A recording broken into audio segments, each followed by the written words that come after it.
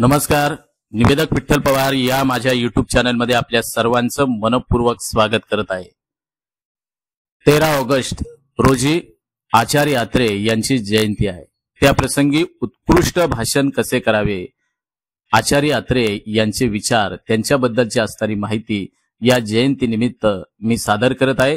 तर हा व्हिडिओ शेवटपर्यंत पहा आणि निवेदक विठ्ठल पवार या युट्यूब चॅनलवर जर तुम्ही नवीन असाल तर माझ्या युट्यूब चॅनलला सबस्क्राईब करा.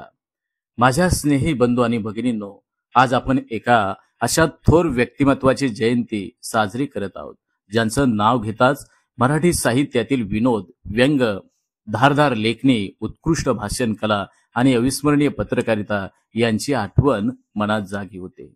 ते म्हणजे आचार्य प्रल्हाद केशव अत्रे.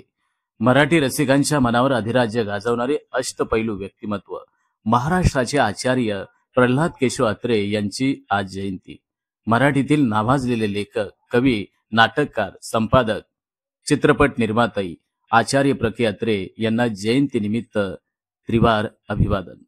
अत्रे यांनी आपल्या लेखणीतून आणि वाणीमधून जनतेचे डोळे उघडले. त्यांनी समाजातील विसंगती, राजकारणातील विसंवाद आणि अंधश्रद्धांचा पर्दाफाश विनोदाच्या माध्यमातून केला.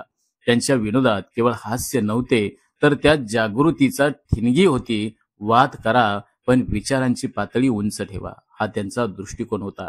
त्यांच्या जीवनातील एक प्रसंग खूप प्रेरणादायी आहे. एका व्याख्यानात ते शासनाच्या चुकीच्या धोरणावर तीव्र टीका करत होते. कार्यक्रमाच्या नंतर काही जणांनी विचारलं, तुम्ही एवढ्या ताकदीनं शासनावर बोलता पण घाबरत नाही का? तेव्हा अत्रे अगदी हसून म्हणाले, जेव्हा सत्याची मी बाजू घेतो तेव्हा भीती हा शब्दच माझ्या मनातून निघून जातो. हा प्रसंग मित्रो आपल्याला सांगतो की सत्यासाठी उभं राहणं म्हणजेच खरी निर्भयता. अत्रे हे केवळ लेखक वा पत्रकार नव्हते, ते समाजाचे शिक्षक होते. तो मी नव्हे सारख्या नाटकामधून त्यांनी मानवी प्रवृत्तीचे अनेक पैलूंचं दर्शन घडवले, उलगडले. नवयुग आणि मराठा या वृत्तपत्रांमधून त्यांनी शब्दांनी क्रांती घडवली.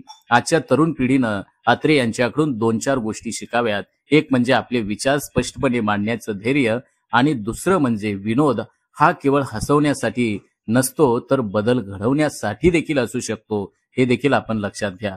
मित्रांनो, आचार्य अत्रे यांची जयंती ही केवळ त्यांचा गौरव करण्याची वेळ नाही, तर त्यांच्या विचारांचा अंगीकार करण्याची संधी आहे. समाजात जेव्हा अन्याय दिसेल तेव्हा आवाज उठवा, आणि जेव्हा अज्ञान दिसेल तेव्हा ज्ञानाचा दीप लावा, आणि जेव्हा निराशा दिसेल तेव्हा प्रेरणेची ठिणगी पेटवा. चला आपण सर्वजण अत्रे यांच्या कार्यातून प्रेरणा घेऊन आपले जीवन अधिक विचारशील, निडर आणि समाज हितकारक बनवूया.